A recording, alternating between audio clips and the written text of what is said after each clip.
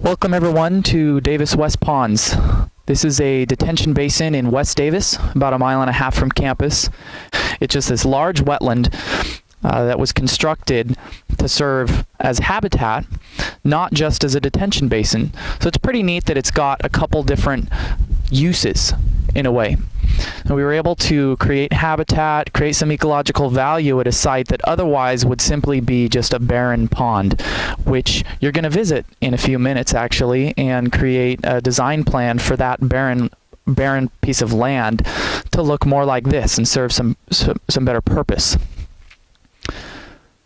So today we're going to go over a lot of different things, but it's going to be a little bit shorter lab, and that's because we're trying to condense some of the information you've got here and apply it into your own site. Your own creativity is going to be used for Lab 8. It'll be a combination of the skills you're going to have from this class and what you think should be at a site. So here at West Ponds, it's really neat because we've got habitat, we've got recreation, and we have flood detention, all in a residential community. West Davis has almost no businesses. It's mainly just houses, and around the site there's a walkway. It doesn't actually go all the way around, but it goes on one or two sides of it. We're going to walk along that and do a plant tour. You'll get to visit more of that in a few minutes. But here I want you to keep in mind the topography. Where is the walkway in relation to the West Ponds? That's an important concept for something called flushing distance, where you have a bird that gets scared by humans. I mean, the concept applies to almost any animal, that they'll only come within a certain distance of humans before running off. And that can actually be quantified in a way that we're able to average out for a certain species how close a human can get before that bird flushes out from its hiding spot. So we're looking at something like a crane or an egret from a distance, and its flushing distance might be something like 100 meters. So we can only get within about 300 feet, 100 meters of that bird before it gets too close for comfort and it flies off. So the walkway is pretty far from the habitat on the other side. So think of that as a sort of refuge. We'll look at that in a few minutes. I just wanted to bring it up now. That leads me into the next topic, which is the focal species concept. That's a concept that you probably learned in lecture, and it's where you're designing habitat for one specific species, but that species habitat can actually apply to many other species. Usually it might be a generalist. A bird, say you're designing for waterfowl, it might be a bird that is representative of the habitat needed for many other species of birds, because it can exist in many different types of habitats, but it has needs that are required by many other, say, waterfowl species as well.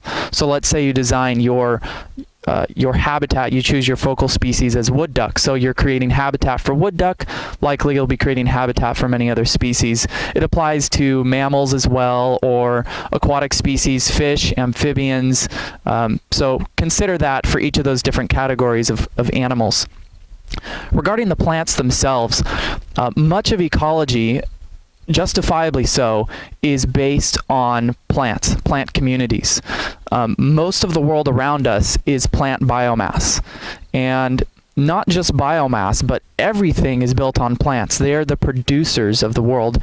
And so today I'm going to be discussing a lot of different things based off of the plants that you see, the plant communities. We're going to see aquatic species, tules, rushes. We're going to see willows and cottonwoods as a riparian forest. Then we're going to move into grassland and other areas. Another thing to keep in mind today is the topography of the landscape. That's very important, especially when designing a wetland. That's the thing that influences the plant communities that you find in a certain area, is what elevation they exist at. You're not going to find cottonwoods in the bottom, growing out of the bottom of a pond. They have a narrow recruitment zone, so you'll find them on the fringes of where the water is, and they require that they can only exist within a certain zone, about 1 to 4 meter zone, where the water draws down at a certain level. Another thing to keep in mind is the water level you'll see today is not the water level that's there year-round. This is the spring water level. So we've had all winter for the ponds to fill up, and if they filled up too much during a certain storm, they were then pumped out into the canal, and you learned about that in the previous video where that water ends up going. But just keep in mind that during the late summer, the water might draw down from what you see today, and we might only have the potholes left over. So there will still be water at the site, and they can actually maintain that water level to keep the fish and birds and whatever other organisms are there alive during the late summer and early fall before we get any rain by just pumping in groundwater. Another thing to keep in mind is generally the design. This doesn't just exist in a vacuum. This entire site was created. While there might have been a depression here before they put in the wetland itself, they came in, they excavated a lot of it out, they shaped the entire site. I mean, this was completely human-made. It was not a wetland like this before. Likely it was valley oak woodland habitat, upland. There might have been some grassland in this area. So just keep that in mind when you're seeing this today. You're going to have to think about how you would transform the Stonegate site into something like West Ponds, but with your own creative touch on it. Another thing today you need to look at are individual plants themselves. You'll need to create a plant list and an animal list. And right here, I'm actually at the intro area. We're at one of the nice little parky areas where we park the vans, and we have our little intro talk just like I'm doing now. And at this site, you can see a lot of native plants behind me. On the right over there's some pink flowers. That's California wild rose. Then these shrubby trees here in front with the red and the little legumes on them is redbud, western redbud, which we saw actually in the Arboretum. There's a black walnut here in between. Actually, you know what? That's not a black walnut. That is that's a horticultural plant. I don't know what it is, but that's anyway. Don't worry too much about what that actual species is. We're going to review these in the plant list later, plant tour. But in the distance, you can see those larger willows and cottonwoods. And look how big they've gotten in just about 20 years. So these species, given the right habitat, can grow incredibly quickly. You know, why is that? Well, they grow in a wetland, so there's going to be a lot of water. Plants can do really well with a lot of water. So you tend to see high productivity in wetland and aquatic ecosystems, ocean systems. That's why there's such high productivity, is resources tend to be pretty abundant. Water, sunlight. But at this site, we see a transition between native plants and horticultural plants. Horticultural plants simply means something that's been cultivated in the distant past from some native plant somewhere, into something that we'd like to have in our garden.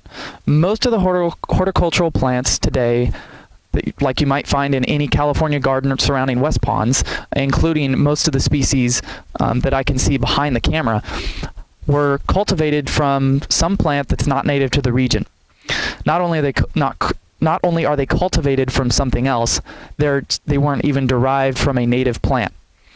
However, you will find some native plants, and the horticultural plants serve not just aesthetic purposes, but purposes for pollinators. You can ask the TA Kim about this. She's done a lot of her dissertation on what purposes different types of plants pollinators can use different types of plants, including horticultural plants. So they can serve as habitat for birds, bees, moths, butterflies, flies, etc. So keep that in mind. And besides that, as a functional human purpose, not just aesthetics themselves, but vegetative screening. So even though it's a native to California, we have a plant that's not native to this area, which is the California coastal redwood. And I shouldn't even say California coastal redwood. It technically also occurs in Oregon as well, a little bit of it. We have the coast redwood behind us here, and that's a great tree for vegetative screening, where you place a bunch of trees or shrubs in between a residence or a building and then some site. or some walkway. So you'll see that a lot along the path here in West Ponds that we're going to walk along later, is people have placed shrubs and trees as a barrier between the walkway and their backyard for privacy, for sound, etc. So today, that's really what we're looking at. A lot of different things that are hopefully going to come together, synergize, and then you'll be able to apply the concepts with your own creativity to the Stonegate site in another of the videos today. So welcome and have a great time.